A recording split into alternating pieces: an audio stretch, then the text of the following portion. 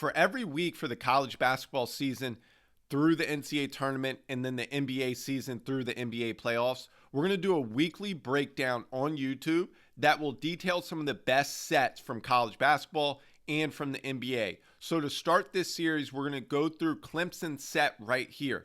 So Clemson is playing on the road at Carolina, and they had a massive win. This will really boost their NCAA tournament resume to help them make the NCAA tournament. And it all starts with their opening set right here to set the tone against UNC on the road for Clemson. So it's going to be a chin action into a one punch. So that's just a low post entry to allow a low post isolation for their point guard. Now, chin action is going to be when the ball's reversed from the right slot to the left slot right here. Then it's going to flow right into a back screen right here at the slot. Now, Carolina is not going to switch this back screen. Then they're going to reverse the ball to the player that just set that back screen. Now, after that, they're going to go low post entry right here for their point guard.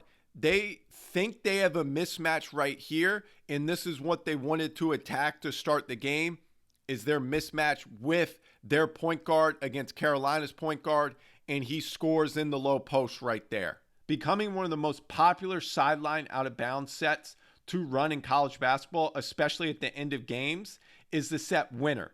Now, Green Bay runs a slightly different variation of the set. So they take away the cross screening action right here in the low post. They're immediately going to throw over top right here to number 15, who starts at the restricted circle. So watch it again. He's at the restricted circle right here. They're going to throw a perfect pass right here to lead him to catch it. Now he has time right here because there's 5.6 seconds left in this game. So he's going to catch it, and that's part one.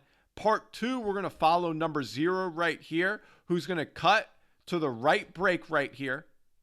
Now, after he cuts, he's going to come off a rescreen right here or a Ricky action. So it's going to be a stagger screen right here at the right wing.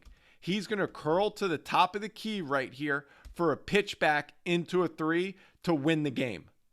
This is a great sideline out of bounds set from OKC. They're down 2 with under 6 seconds left here. So they're going to run a twirl action into a rip screen to tie the game. Now, Josh Giddey's inbounding the ball right here. He's one of the best in the NBA at inbounding the ball for sideline out of bounds sets. So right here, you can see Shea right here is going to come off a back screen, but he's going to twirl once he comes off this back screen, which means he's going to curl around right here. Now he's going to set the back screen right there, and that creates confusion, so it leads to a wide open layup. And it leads to a wide open layup, and it causes confusion because you can recognize on this first back screen, they're not switching. Toronto's not. So then when he twirls to set the next back screen, they're not switching again, which leads to a wide open layup. And Shea does a great job right here of setting the screen. Now, outside of the action right here, Lou Dort is just going to set a back screen to occupy these two defenders right here in case they throw over top right here to Chet for a three. But a great sideline out of bounds set to tie the game. Coach Collins at Northwestern has some of the best offensive sets and actions in college basketball. They run great sets to get their shooters wide open shots or to get Boo Buie attacking downhill with an advantage. So this set right here is going to be their horn set. So there's an offensive player at each elbow. They're going to go Iverson cut. So it's going to be an Iverson cut over top. Now, off this Iverson cut, he's going to curl right here to the restricted circle. They're going to enter the ball right here to the elbow. Now, also what you have to see is number 5 right here offensively is going to clear out to the left corner right here. Now, after they enter the ball right here to the elbow extended, they're going to swing it right here to Boo Buie on the right wing. Now, once they swing it here, they're going to go elevator doors right here for number 3, who just did the Iverson curl right here to the restricted circle. So this is a great action right here to get a shooter an open shot. And watch how they close the elevator doors right here. And defensively, that's very difficult to defend if you close the doors like they just did in that screening action. So watch it again.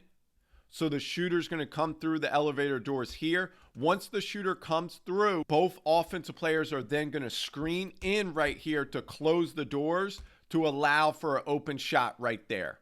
Here's a great sideline out of bounds set from Duke against Notre Dame to get an open three. So it's going to start with that Iverson curl, elbow entry, and then it's going to be a veer wide pin down right here for Jeremy Roach to get an open three.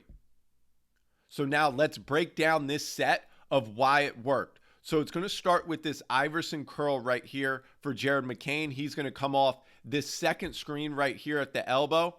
He's going to curl right here all the way through to the restricted circle. They're going to enter the ball right here to Mitchell.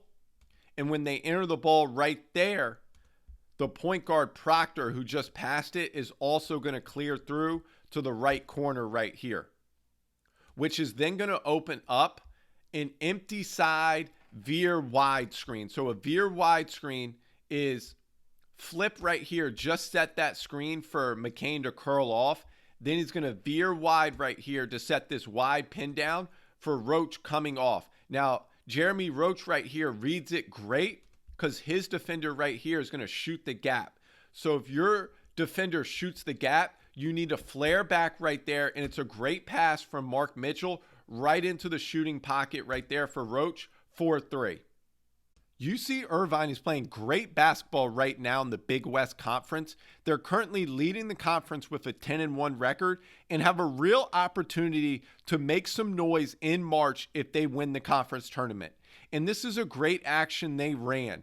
So it's going to start with a wide pin down right here to enter the ball. Then they're going to clear out the right side of the court. So you can watch the player that was in the right corner right here. He's going to clear out to make that an empty side right here, and they're going to flow into a flare screen right here. But the flare screen is just to create an empty side logo ball screen. So a logo ball screen is something you see a lot in the NBA with Chris Paul. He likes to get down to about 18 feet right here and then come off a ball screen because it's set lower on the court right here, which puts the offense at an advantage over the defense. So on this ball screen right here, the screener's defender's trying to drop, and you can see the on-ball defender right here is going under, which allows for a mid-range pull-up. This was a great BOB from San Francisco against Santa Clara. They're down 4 with under a minute left and 10 seconds left on the shot clock, and it's a huge possession, so they need to go to a baseline set that can create an opportunity to score. So they're going to start with their 1-4 setup. So 1 right here, taking the ball out. Then you have 4 players along the baseline right here. They're going to go 5 lift entry, which is where you throw it over top to the 5-man right here to the elbow. Now you're going to have an exit screen right here, so a strong side screen to occupy these 2 defenders. Now right here you have a shooter, so you can see his defender right here is no help. Now the offensive player right here, guard, is going to ghost this screen right here. So it's an inverted screen. He's going to ghost it. So he's not really going to set the screen. He's going to slip out of it right here to a 3. So now the player with the ball after this inverted ghost action has a double gap. So he can drive to his right hand right here with a huge gap. Now his on-ball defender cuts him off. So now he's going to spin dribble right to a finish right there to cut the lead to 2.